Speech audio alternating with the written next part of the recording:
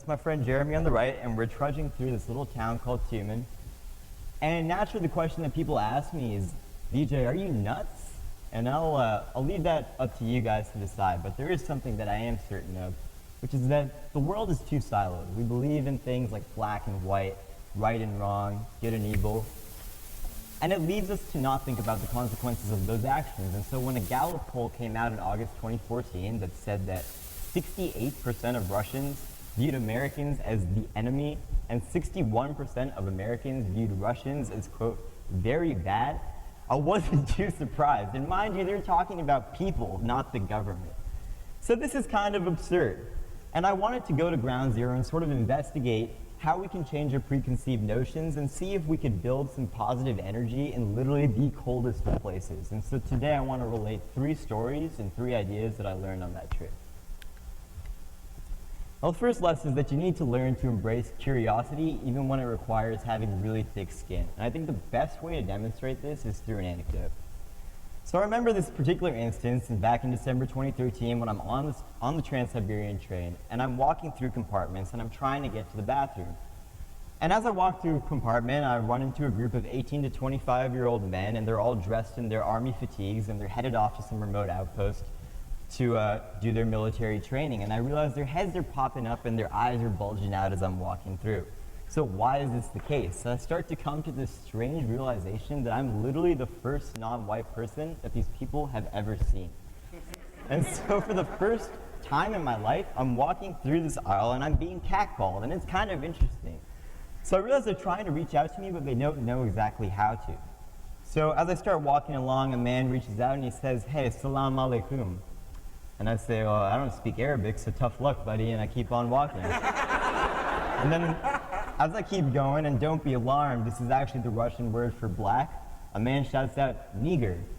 And I think this is a strange breach of decorum to talk to someone you've never seen and refer to them by their skin color, but I'm not black either, so I just keep on walking.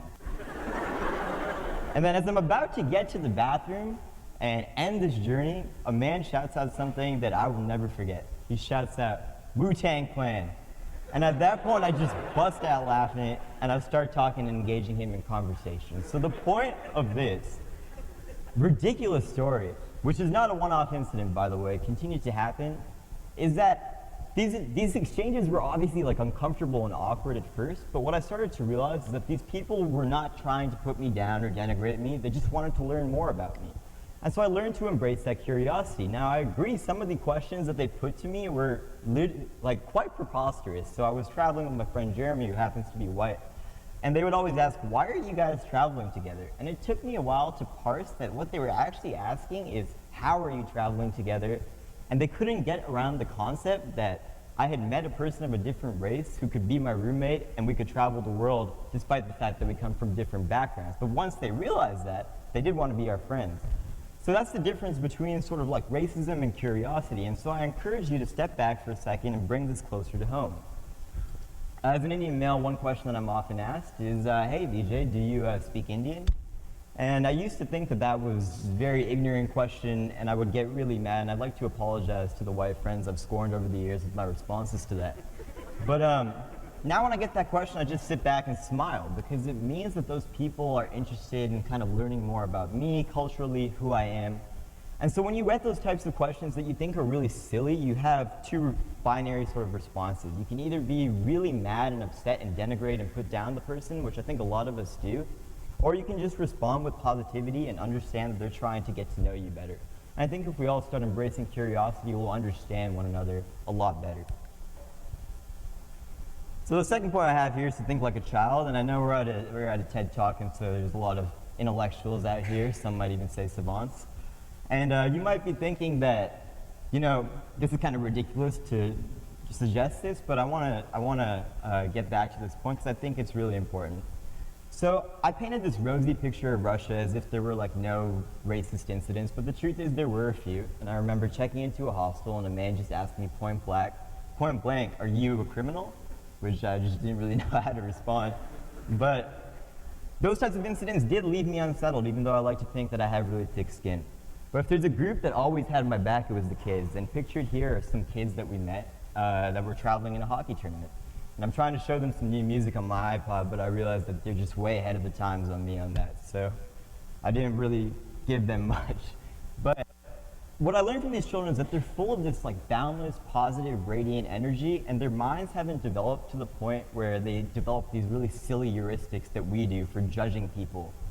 And what was really telling to me is that these kids, even though they were cognizant that I was different and they asked what I was doing there, to which I'd sometimes respond that I'm a DJ or rapper, but to these kids, it didn't matter what my race was. They never once mentioned that. And so it was clear to them that what only mattered was that I was a guest and that they were trying to be hospitable.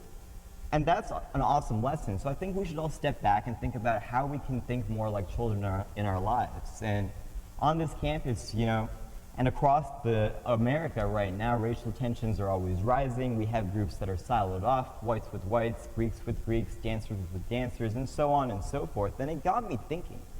At the point at which I'm more likely to befriend this random group of white Siberian kids that I literally have nothing in common with, let alone a few jumbled words of English, than I am to befriend this Sperry-wearing kid from Connecticut across the hall, that's the point at which I should feel ashamed, and we should feel ashamed as a community.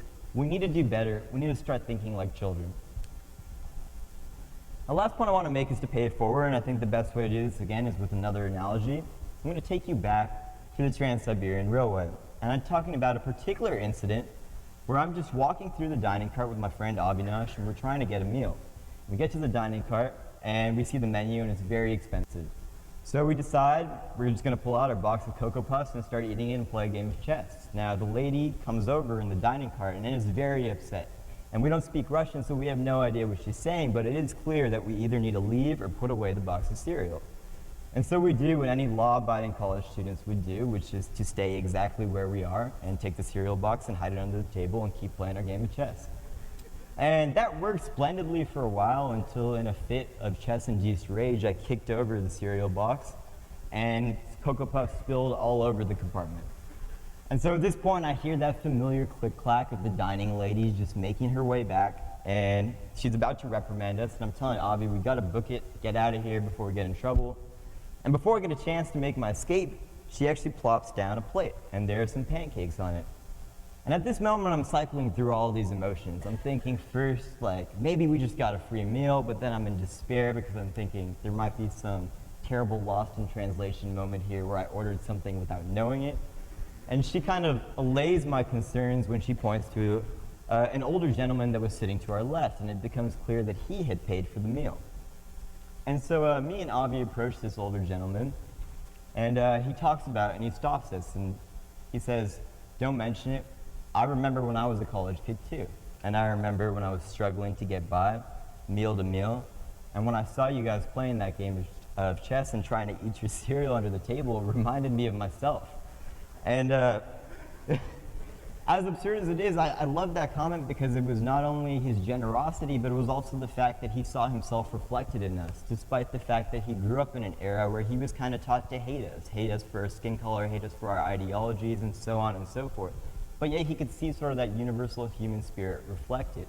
And so I encourage everyone here to sort of pay it forward. At the end of the day, when you get an opportunity to do something to help another person out, you should take advantage of it.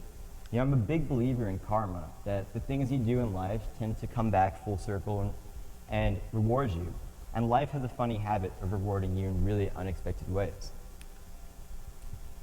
So I want to end on the note by bringing it back to kind of like building energy in the theme we've been talking about today, and how you can ultimately find this sort of tranquility. Ultimately, I think I've learned over the course of my trip that these lessons don't just apply to Siberia, they apply everywhere in the world. And if you learn these 3 lessons and take them to heart, you will become a happier person. The first lesson, again, is to embrace curiosity. It'll allow people to have a window into your soul, and it'll allow you to learn more about other people. Second thing being to think like a child. To get rid of your preconceived notions that you might have about people, and to really just give everyone a fair shake like those kids gave me. And the final thing, of course, being to pay it forward. Because at the end of the day, the good things you do will come back to reward you. And it culminated in this special visit that we had set up by a friend where we got to spend a night in a yurt in Mongolia, which was really unforgettable. And so I want to just end with a quote from my 8th grade yearbook teacher. who, at the end of the day, didn't actually say anything about me, left me out completely out of context, and I felt hurt back in the day because I wanted to comment, garnering accolades upon me. But what he did instead was just leave a quote. And I found that it was really brilliant because the quote has actually stayed with me through these years, whereas the rest of the quotes in my yearbook I've completely forgotten about. And it's a quote by John Wesley. And he says, "Do all the good you can, by all the means you can, in all the ways you can, wherever you can, as long as ever you can." And I think those are really words to live by. Thank you.